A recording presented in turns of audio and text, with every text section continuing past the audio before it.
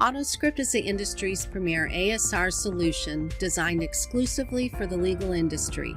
Developed by VoiceScript, a legal technology company, AutoScript delivers unsurpassed text output from audio recordings of legal proceedings. AutoScript Desktop is a transcript production ASR editing tool that is also purpose-built for the legal transcription industry to streamline the process of turning ASR output into a delivery-ready transcript, reducing transcription time by up to 75% in some cases.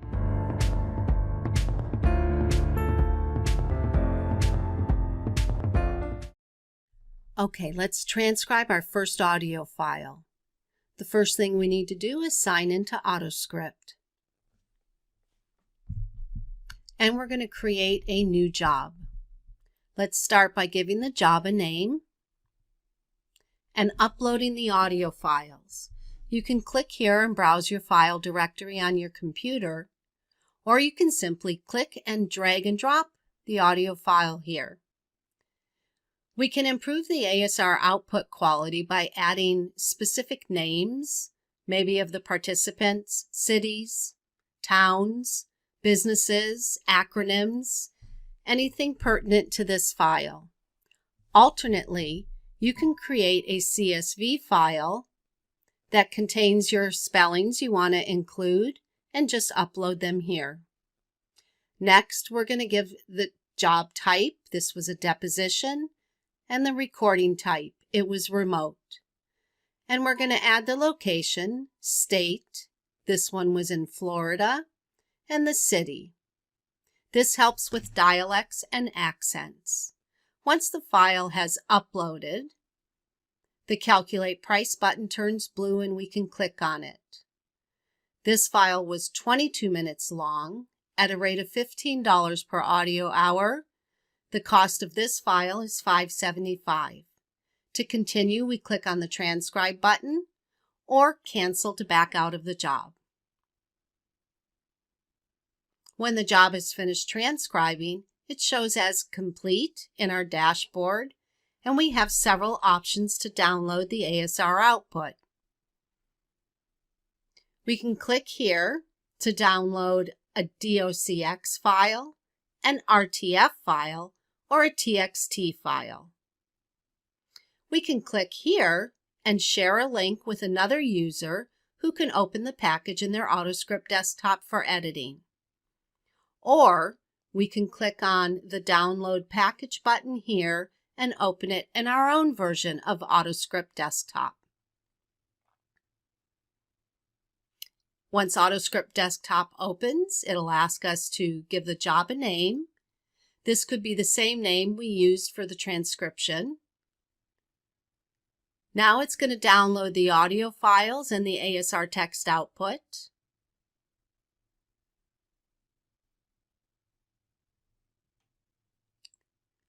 Once downloaded, it's going to ask us if we would like to use our own document template or if we want to edit just the raw ASR.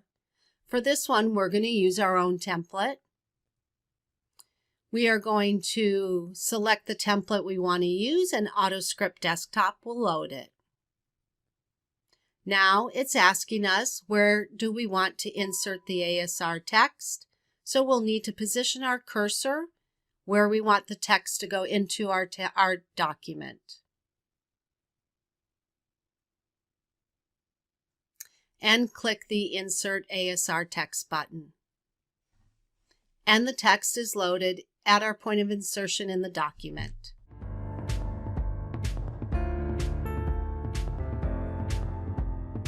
So let's take a tour of AutoScript Desktop. How about starting with the player? You have your standard controls, play, pause, reverse, and advance. And of course, these are controllable with an integrated USB foot pedal. Here we have our speed control. This will show our current play time and the overall time of the audio. I have the ability to mute the audio if I want. This is a volume control. And of course, you can still use your volume control in your system tray. And this is where we're going to set our skip amount for the audio. This is how many seconds it will advance or how many seconds it will go in reverse. So let's take a look at the top, and we have our ribbon. The first ribbon is the File menu, and these are going to be all of the tools for your quick edits.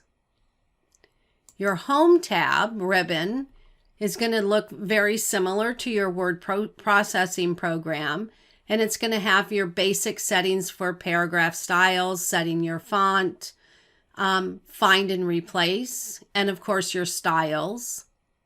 The View tab ribbon, we could add the rulers if we wanted to see those, zoom in and out, very basic controls that we can do from there. And then of course we have the page layout. Again, very similar to your word processing program. It's going to tell you what your margins are. You could change the orientation of it. But most of everything you do is going to be out of the File menu, because these are where we find all of our editing tools. Now, each of these will go into detail a little bit more on some upcoming chapters.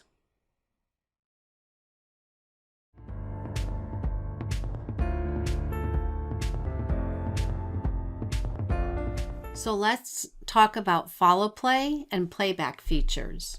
So follow play simply is a visual indicator that moves along with the text in your transcript synced to the audio. I pause the audio, it pauses the follow play on the word that I was at. I restart the play, and it's going to continue the follow play. Now there are many options for follow play. You can even turn it off if you choose to. The options are made in such a way that you can customize this to be personal to you. So the first option is synchronize audio with cursor position when the audio is not playing. Simply this means if you edit and restart the audio will begin playing at the beginning of the line you edited. Pause audio on text change. There are a lot of users that don't want to continue playing the audio if they're making an edit. They may not be using a USB foot pedal, but are using keyboard shortcuts. So this feature is especially useful for them, so that if they start making an edit in the transcript, it will automatically pause the audio and then start playing it again from that point. The third option, on pause, move the cursor to the audio position. That's one of my favorites. Typically, I'm going to want to make an edit right around the word or the words that I'm currently listening to in the audio.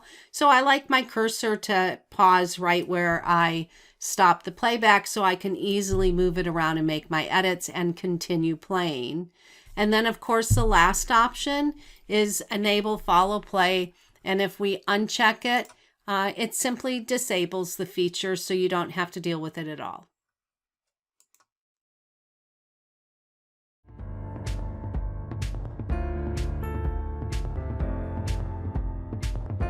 So let's talk about hotkeys or keyboard shortcuts. No transcriber can do their job without them. So here on the File ribbon, if we go to Hotkeys and click it, this opens up our hotkey window. I'm going to expand this a little bit so we can see it. So we have hotkeys for the player controls, the editing controls. We even give you a complete list of all of the system hotkeys. But let's focus on the AutoScript hotkeys right now. And I'm going to show you how each and every one of these are completely customizable to your needs. So I'm going to go down here, and we have insert a question symbol and insert an answer symbol. So I'm going to assign a hotkey to each of these. So I'm going to double click on the one I want to work with. It's going to open up an edit window. I'm going to use the down arrow for the first control and select what I want, and I'm happy with the control key. And then on the second part of the keyboard combination, I'm going to click the down arrow again. And for my question symbol, I think I want to use the Q. So it'll be Control Q, and it will insert the question symbol for me. I click the X, it submits it to the table, and now I'm going to do the same thing for inserting an answer. So double click on answer. I'm happy with the control as the first part of my keyboard combination, and I'm going to select the A. Now I know that Control A is a select all, but for me personally, that is not something that I'm going to use within editing this document. So for me, it's more useful to use Control A as inserting my answer symbol. And this will override what any Control A was configured to do previously. Again, I click the X, it commits it, and let's take a look at what that keyboard shortcut looks like.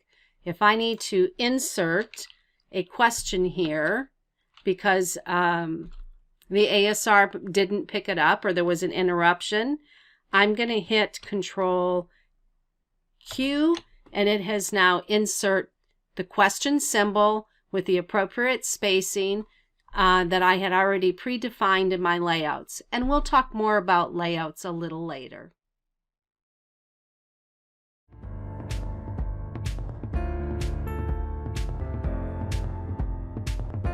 Opening and closing files. There are many options on the File tab for opening and closing files, and I'm going to take you through each one of them and explain what the options mean. Let's start with New Job. So if I click on New Job, it simply opens up a window, gives me a link to the AutoScript website where I can run a transcription job by uploading my audio. And we'll close out of that. Open Job allows me to open any job that I have previously worked on. It could be a job that is completed or a job that I'm in the middle of working on. I simply select the name of the job from the list, click the OK button, and it will open in AutoScript Desktop. Import and export job. Let's talk about that for a minute. So that's a little different than just saving a job. I may want to export a job that I want to send to a proofreader. And if I export rather than just save as, it's going to create a nice AutoScript Desktop package that has the transcript in it along with the synced audio. So when the proofreader imports the job, it's going to import exactly how you see it on my screen now with the transcript and the synced audio, and then they have the advantage of using the integrated player to do their proofing. So to export a job, I simply click on Export. I give it a name, job number 1, and I click on Open. And it's going to create a package, and it's going to create that package in a zip file, and I send that to the proofreader as my example, and the proofreader will import the job by clicking on Import and selecting the zip file. AutoScript Desktop will automatically unpackage the zip file, load the transcript, load the synced audio, and they're ready to work. Open a file is simply that. You can open any Word document, text file, RTF file. There are many file types that are supported that you could open right in AutoScript Desktop. Save. You can click on this, obviously, to save your file at any time. This really doesn't have anything to do with opening and closing files. But it's worth a mention right here that the minute you create a job in AutoScript Desktop, it does an autosave and will continue to autosave every minute while you're working on the job. So if you were to accidentally close the program without saving, the worst loss you would experience is a minute's worth of work. Save As allows us to save the document in many different file formats. It's not going to package up the audio. It's just going to save it out as a file, a doc, docx, txt, RTF. even PDF if you need it. And that covers opening and closing files.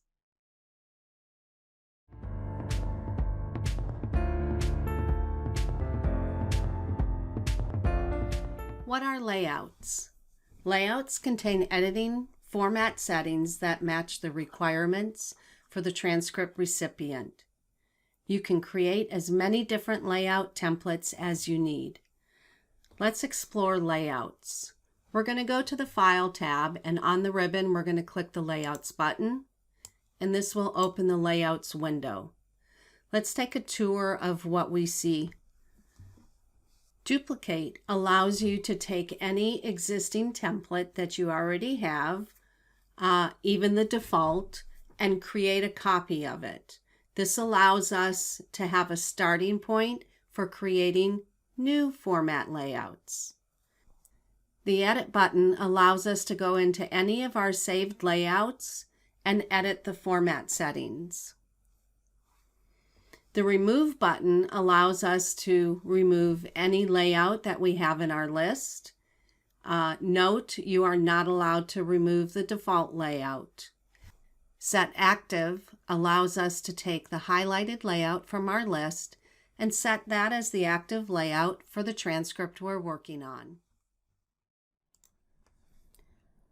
So let's explore the format settings in layouts.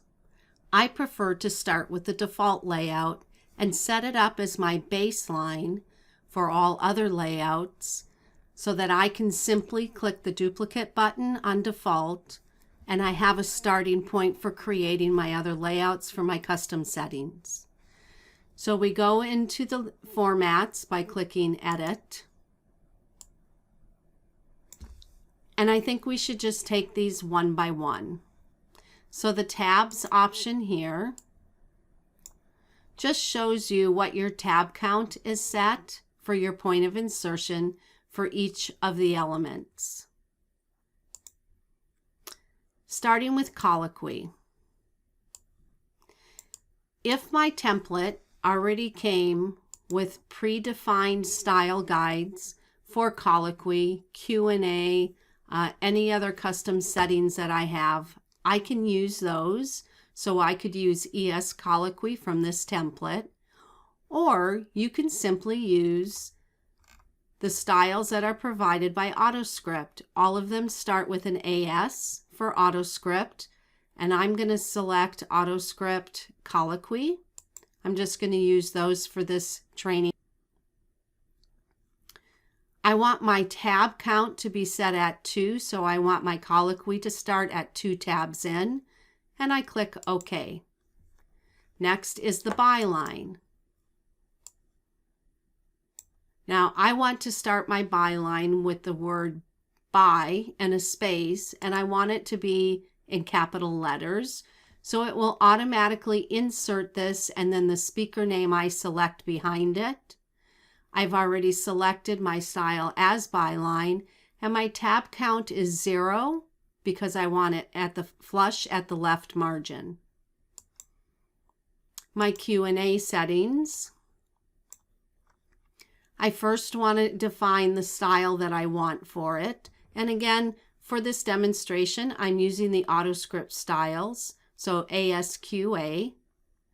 And I want it to be 1 tab in from the left margin. And I'm going to go in to each one and define how I want it to look in this document. Do I want a period? Do I not want a period? And how many spaces behind the Q, which is typically 5. I'm going to click OK. I've already got both of those set, and I'll click OK again.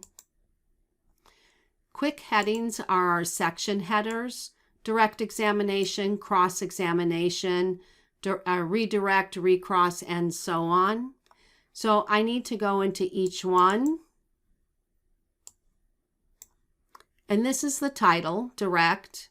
I need to type it exactly how I want it to look in the document when I insert it. And then I select the style that I want. Typically, section headers are centered, so we've given you several options if you are using the AutoScript styles, where you could underline it. It could be in italics, bold, or just plain centered. I think this one I've selected as centered bold. I click OK, and I would do that for each one of these. And again, by doing this in your default layout, you have a baseline for all future layouts that you're going to build. And I click OK. Quick parentheticals. We've given you a few as examples to start with. If you wanted your own parenthetical, I'm going to add one. Click the Add button. And this is going to be, how about on the record.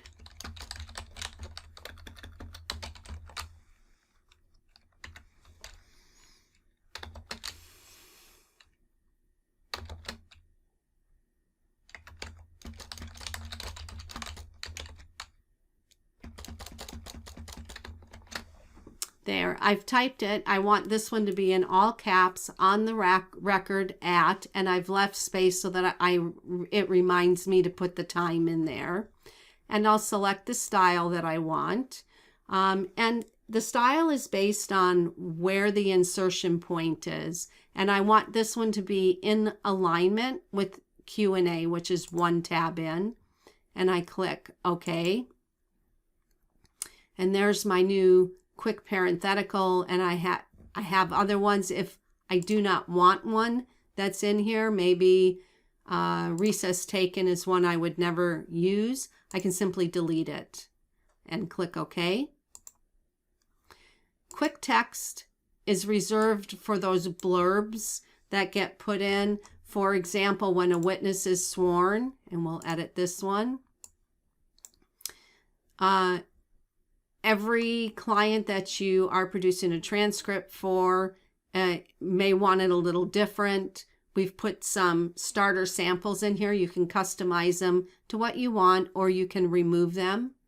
The witness was called to testify, duly sworn, and provided the following testimony. And my quick text I want to put in as centered. Again, customize these, add, edit, and delete them as you need to get your starter, your base set up for your future layouts. The speakers list. We have provided some stock speakers to the list: reporter, the notary, witness in the court. Delete any of these that you don't want in here. But at the beginning of each job that you will be transcribing, you will add the speakers for that job. So the attorney's names. And when we get into editing this job, you will see me do this in a future section.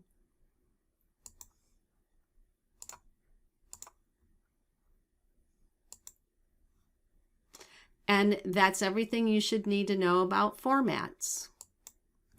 I have now got my default format set, and I'm going to create a duplicate format from my baseline. I can open this now and edit it. I can change any of these settings that I need to change and give it a name. And I'm going to call this one Florida Deposition.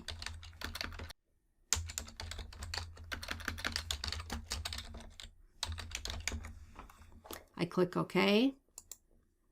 And now I have a layout in here for Florida depositions with the custom settings for that requirement.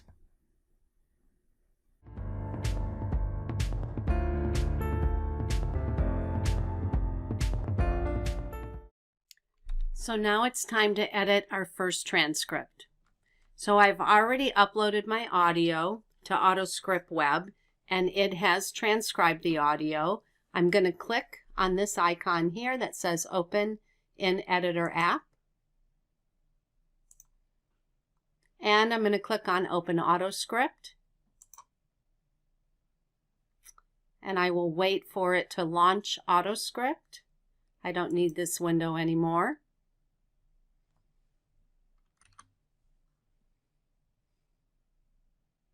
And of course, it's going to ask me to create a name for the job. And I'll call this Perez v. Peninsula and click OK. And it's going to begin downloading the audio files.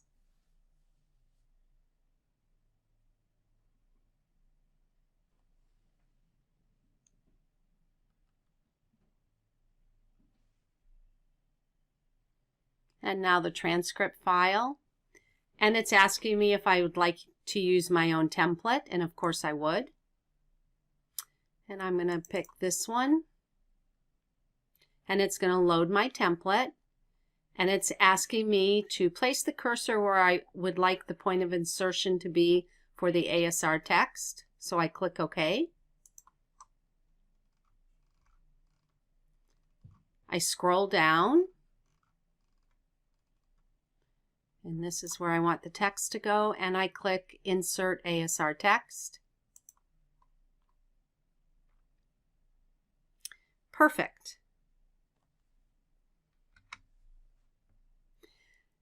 Now I'm going to go into Layouts, choose the layout that I want to assign and set as active for this transcript, and I'm going to use Florida Deposition. And now I'm going to go back into Layouts one more time. And I'm going to Edit, click on the speakers list. And I, of course, need to add the speakers for this job. My base speakers are there, reporter, notary, witness, and the court. But now I'm going to add the attorneys. I know that Janice Spellman is one of the attorneys.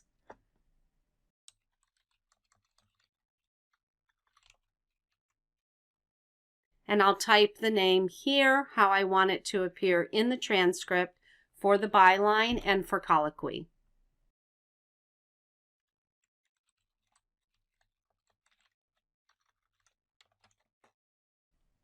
And click OK. And I'll do this for the other attorney. I click on Add. The other attorney is Haley Goldman.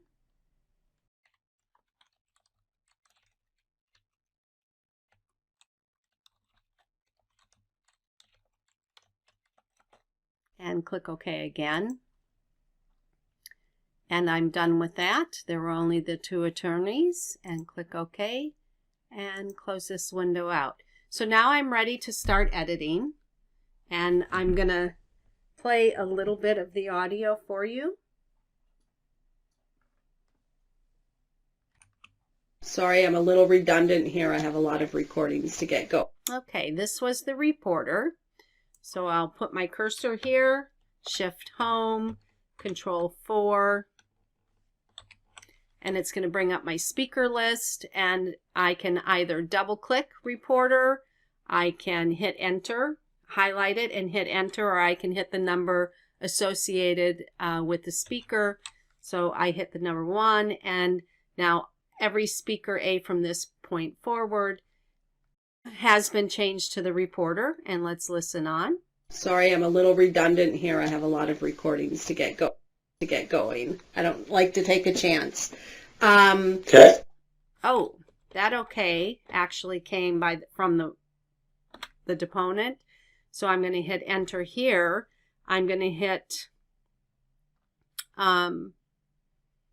Control 9, and I'm going to insert the witness, and it has now inserted the witness. He's the one who said okay. So let me edit this to a period. I'm going to hit enter here again, and now we're back to the reporter. So it's Control 9 for my keyboard shortcut, and back to the reporter. And let's capitalize that S. So I have a read-on that I have to do on behalf of the agency. So Okay. we'll do that, and then Oh, and there was another okay. Those little okays are hard for the ASR to pick up. So I'm going to hit enter again, Control 9. I'm going to go down to the witness, and he said okay. Enter again. Enter, not delete. Control 9. And now we're back to the reporter again. on behalf of the agency. So Okay. we will do that and then get... Oh, and I heard we will do that. I know, it's a verbatim transcript. So I think you get the idea here. I want to go down a little further. I think I'll actually go, this was the Control B for, this was the witness. We'll just change this one real quick. There may be a lot of speaker Bs that it has to change. This was a very long deposition. There we go.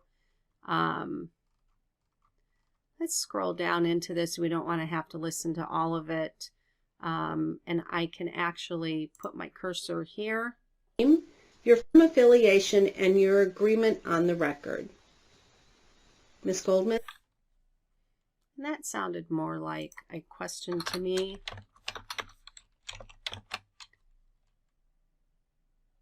Ms. Goldman? Richard. Oh, and this was the witness again. He liked to keep interrupting. So Control 4, witness, and then we went to Haley Goldman. And now I go down to Miss Goldman. And there'll be several of these that need to be changed. Haley Goldman from Clobber Goldman, and this was actually Clobber. I have it here in the notice of deposition. It was K-L-A-U-B-E-R from Clobber Goldman. Haley Goldman from Clobber Goldman, and I agreed to the terms. And Okay, and this is Ms. Spellman. and my name is Janae Spellman. And it's Janae.